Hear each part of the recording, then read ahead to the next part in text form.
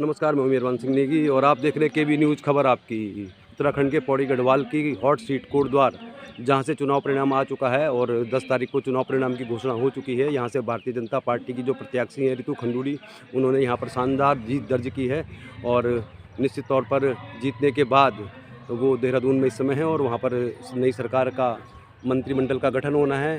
तो इस समय हम कोटद्वार में मौजूद हैं, हॉट सीट कोटद्वार उत्तराखंड के पौड़ी गढ़वाल की, जहाँ पर भारतीय जनता पार्टी की प्रत्याशी रितु खंडूड़ी जीत चुकी हैं। लेकिन उनकी जीतने के बाद यहाँ पर जो आम जनमानस है, धीरेन्द्र चौहान के जो समर्थक हैं, कांग्रेस पार्टी के प्रत्याशी सुरेंद्र सिंह नेगी के समर्थक हैं, उनको खंडूड़ी की जीत को लेकर तरह तरह की सवाल हैं और निश्चित तौर पर हारने के बाद सवाल उठाए जाते हैं और ये परंपरा भी रही है। लेकिन इस समय जो निर्दलीय प्रत्याशी थे धीरेन्द्र चौहान, जिनको चुनाव में केवल 12,000 वोट मिले, उनके निवास स्थान पर एक बैठक चल रही है, समीक्षा बैठक, और वहाँ पर धीरेन्द्र चौहान एक सभा को संबोधित कर रहे हैं या कहें कार्यकर्ताओं की बैठक ले रहे हैं। लेकिन ये देखने वाली बात है कि हारने के बावजूद धीरेन्द्र चौहान के समर्थकों में नाराज़गी है। धीरेन्द्र चौहान के समर्थक आज अपने नेता के साथ मौजूद हैं और बैठक चल रही है। तो आप देख सकते हैं उनके निवास स्थान में उनके कार्यकर्ताओं की काफ़ी संख्या में उपस्थिति है और निश्चित तौर पर ये उपस्थिति ये तो बताती है कि उन्होंने कोटद्वार में अपने लिए एक बहुत अच्छा जनाधार पैदा किया। हालांकि जीत तक वो पहुँचे नहीं और आज ये समीक्षा बैठक चल रही है। तो निश्चित तौर पर बहुत सारे सवाल उठाए जा रहे होंगे यहाँ पर जीत को लेकर, हार को लेकर। तो हम बहुत जल्द बातचीत करेंगे उनसे, लेकिन हम फिलहाल ये बताना चाह रहे हैं समीक्षा बैठक चल रही है। केबी न्यूज़ पर आप देख रहे हैं उत्तराखंड के पौड़ी गढ़वाल की हॉट सीट कोटद्वार, जहाँ पर धीरेन्द्र चौहान निर्दलीय प्रत्याशी के तौर पर चुनाव लड़ रहे थे और ऐसा माना जा रहा था कि वो काफ़ी दमदार उपस्थिति दर्ज कराएंगे और जीत का दावेदार भी उनके समर्थक उनको बता रहे थे। और ऐसा भी माना जा रहा था कि जो मुख्य मुकाबला है कांग्रेस पार्टी के प्रत्याशी सुरेंद्र सिंह नेगी और धीरेन्द्र चौहान के बीच है, लेकिन ऐसा कुछ हुआ नहीं। और जो रितु खंडूड़ी भारतीय जनता पार्टी की प्रत्याशी वो चुनाव जीत चुकी हैं। धीरेन्द्र चौहान के समर्थक इस हार को लेकर तरह तरह के सवाल उठा रहे हैं। अब सवाल जो वो उठाए जाएंगे वो तकनीकी रूप से कितने सही हैं, ये इसका पता तो बहुत दिनों के बाद मालूम चलेगा। लेकिन फ़िलहाल हम आपको दिखा रहे हैं धीरेन्द्र चौहान जो निर्दलीय प्रत्याशी हैं, उनका आवास, उनके आवास पर भारी संख्या में समर्थक मौजूद हैं उनके, और ये वाहनों की जो उपस्थिति है आप इससे अंदाज़ा लगा सकते हैं। अंदर समीक्षा बैठक चल रही है और चूँकि समीक्षा बैठक में तो हम लोग अभी जा नहीं पाएंगे क्योंकि उनकी ये कॉन्फिडेंशियल बैठक भी है। तो अब देखने वाली बात है कि धीरेन्द्र चौहान के जो समर्थक हैं, उनके जो कार्यकर्ता हैं, वो इस हार को लेकर तरह तरह के सवाल उठा रहे हैं। तो हम कोशिश करेंगे उनसे बातचीत करने की। कोटद्वार विधानसभा के निर्दलीय प्रत्याशी धीरेन्द्र चौहान के निवास स्थान पर हैं और अगर आप यहाँ पर कार्यकर्ताओं का हुजूम देखेंगे, कार्यकर्ताओं की जो यहाँ पर वाहनों की लाइनें लगी हुई हैं और अंदर बैठक चल रही है। धीरेन्द्र चौहान बूथ वाइज अपने कार्यकर्ताओं को बता रहे हैं कि हमें किस बूथ से कितनी वोट मिली। इस समय हम मौजूद हैं निर्दलीय प्रत्याशी धीरेन्द्र चौहान जी के आवास पर और ऐसा माना जा रहा था कोटद्वार विधानसभा के चुनाव को लेकर कि जीत के दावेदार हो सकते हैं धीरेन्द्र चौहान और एटलीस्ट दूसरे नंबर पर रहेंगे, कड़ी टक्कर में हैं। लेकिन जो परिणाम आया है उसमें धीरेन्द्र चौहान जी को उतने वोट नहीं मिले हैं। तो चौहान जी, आपसे ही जानना चाहते हैं हम, तमाम जनता को ये लगता था कि आप फाइट में हैं, आप दावेदार हैं जीत के, मैंने पहले भी आपका इंटरव्यू लिया था, जो परिणाम आया है क्या कहना चाहेंगे उसके बारे में? देखिए, सबसे पहले तो मैं आपके माध्यम से कोटद्वार की जनता का बहुत धन्यवाद देना चाहता हूं, साधुवाद करना चाहता हूं कि इतना प्यार उन्होंने इस दौरान मुझे दिया है। और जो प्रत्याशी हमारी छोटी बहन रितु खंडूड़ी जी इस प्रचंड बहुमत से जीती हैं, मैं उनको भी बहुत धन्यवाद देना चाहता हूं और आशा करता हूं कि वो कोटद्वार की जनता की आकांक्षाओं पे खरा उतरेंगे। चौहान जी, सुनिए मेरी बात, आपने बिल्कुल सही कहा और आप एक सभ्य इंसान माने जाते हैं, सब लोग आपको पसंद करते हैं, सादगी पसंद लोग हैं आप। आपकी माइक में जो आपने बोला उससे भी लग रहा है। लेकिन चौहान जी, आपके बहुत सारे समर्थकों को ये लगता है, हमने पौड़ी में भी आपके बहुत सारे समर्थकों से बातचीत की थी, आप ज़रूर कह रहे हैं, आपने रितु खंडूड़ी जी को बधाई भी दे दी है और आप निश्चित तौर पर आप पहले से ही निष्ठा व्यक्त कर चुके हैं उनके प्रति, आपका मैंने पहले भी इंटरव्यू लिया था।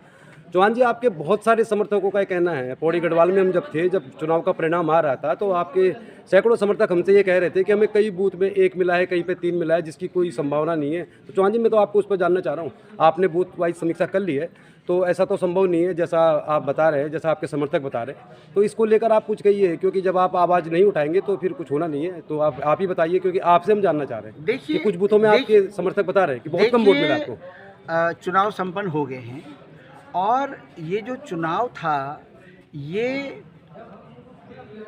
जो पूरा का पूरा चुनाव जिसका आधार था वो ये था कि हमारे को लोकल प्रत्याशी चाहिए। क्योंकि पिछले 5 सालों में जो यहाँ के प्रत्याशी थे उनका संवाद कोटद्वार की जनता से नहीं था, और वो ये चाह रहे थे कि हमारा जो अब का प्रत्याशी हो हमारे बीच का हो।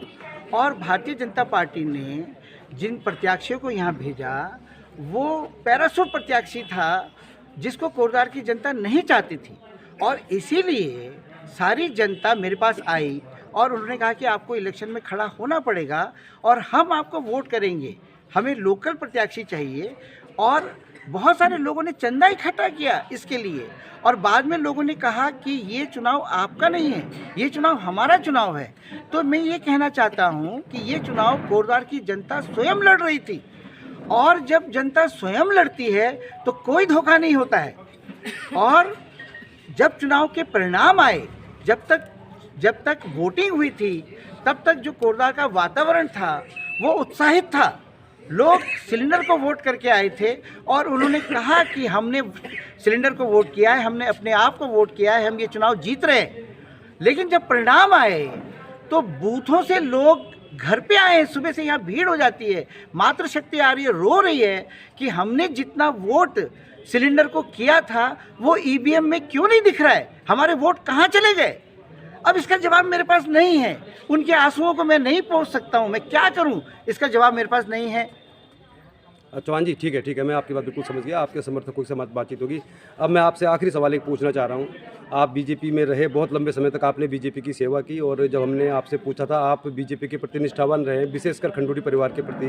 अब ये चुनाव खत्म हो चुका है, आप सभी जानते हैं कि निर्वाचन आयोग की कुछ इस तरह की नियमावली है कि बहुत ज़्यादा संभावना नहीं है इसको लेकर कि वो दोबारा जाँच करे, वोट आपको कम क्यों पड़ा। अब मैं आपसे सीधे मुद्दे का एक सवाल पूछना चाह रहा हूँ जिसका आप जवाब दीजिए। ये चुनाव हो चुका है, अब तो चुनाव 5 साल बाद होंगे विधानसभा के। कोटद्वार विधानसभा में एकमात्र आप ऐसे प्रत्याशी हैं जिनके पीछे 10,000 लोग ही मान लेते हैं हम, 12,000 आपको मिला है तो 12,000 लोग खड़े, मेयर में आपको 24,000 मिला था। तो अब ये चुनाव होगा 5 साल बाद, लेकिन जो आगामी चुनाव है वो मेयर का चुनाव होना है। तो मैं आपसे ये जानना चाह रहा हूँ कि आप किसी पार्टी में वापसी करना चाहेंगे, अब आपके पास इतने सारे समर्थक हैं, या मेयर के चुनाव में फिर आप चाहेंगे कि आप खड़े हों या आपके कोई प्रत्याशी खड़े हों, जो तभी आ जाके आपकी उपस्थिति बनेगी ना। जब तक आप रूलिंग में नहीं रहते, जब तक आपको पावर नहीं मिलती, आप जनता की सेवा नहीं कर सकते। तो मेयर के चुनाव सबसे नज़दीक होंगे, उसके लिए कुछ सोचा है आपने? अभी तो हम सिर्फ ये सोच रहे हैं कि वो वोट जो जनता ने दिए थे सिलेंडर को वो कहाँ चले गए। अभी तो हम इस पे चर्चा कर रहे हैं, ये सोच रहे हैं ना सर। हमने कानूनी सलाह ली है, वो ये कह रहे हैं कि इसका तो प्रूफ ही नहीं है कोई, और जनता कह रही है कि हमने वोट किया था, हमारे वोट कहाँ चले गए। तो अभी तो हम ये देख रहे हैं कि जो जनता का विश्वास खत्म होता जा रहा है वोटिंग पे, वो अगला चुनाव कैसे कराएंगे, कैसे वोट करेंगे, फिर अगर ऐसा हो गया तो क्या करेंगे, इस पे चर्चा हो रही है अभी समाज में।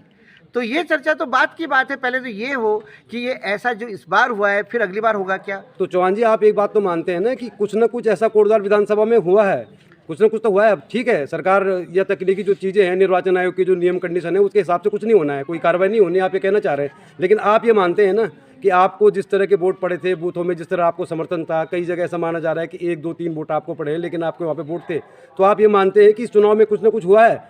मैं ये कह रहा हूँ, साफ साफ कह रहा हूँ कि बूथों से हमारी मातृशक्ति, हमारे लोग जिन्होंने सिलेंडर को वोट किया था, वो ये कह रहे हैं कि उतने वोट ईवीएम में नहीं हैं, तो बाकी वोट कहाँ गए।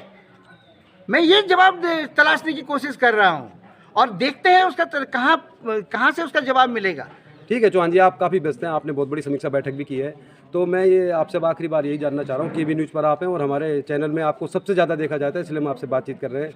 तो चौहान जी अब तो आपके साथ, अब आप न भी चाहें, बहुत समय ऐसा होता है कि लंबी राजनीति आपने की है, बहुत समय से आप सक्रिय रहे, जनता की सेवा में रहे, तो एक समय ऐसा आता है कि जब आदमी सोचता है कि इसमें कुछ लाभ नहीं है, कुछ हासिल होने वाला नहीं है, लेकिन आपके साथ समर्थकों का हुजूम है, तो आपका जनता के लिए जो सहयोग है, जनता के लिए संघर्ष जारी रहेगा? देखिए, मैं जो आप कह रहे हैं कि इसमें कोई लाभ नहीं है, मैंने लाभ के लिए कभी इलेक्शन नहीं लड़ा, और मैं ना लाभ के लिए इलेक्शन लड़ना चाहता हूं। मैं तो जनता का सेवक हूं, जनता जो कहेगी वो करूंगा, और ये जो इतना बड़ा परिवार हमारे साथ जुड़ा है, मैं हर समय उनके साथ रहूंगा, कोटद्वार की जनता के साथ रहूंगा, उनके दुख और सुख में रहूंगा। लाभ के लिए मैं कभी राजनीति नहीं करूंगा। धन्यवाद चौहान जी, आप केबी न्यूज़ पर है, केबी न्यूज़ से बातचीत करने के लिए बहुत बहुत धन्यवाद। बहुत सारे लोग हैं यहाँ पे, बहुत सारे समर्थक हैं, और गुरमीत चौहान जी का ये कहना है कि संघर्ष जारी है, लड़ाई जारी रहेगी, और निश्चित तौर पर बहुत सारे लोग यहाँ पर हैं। तो आप सभी का बहुत बहुत धन्यवाद। देखते रहिए केबी न्यूज़, खबर आपकी।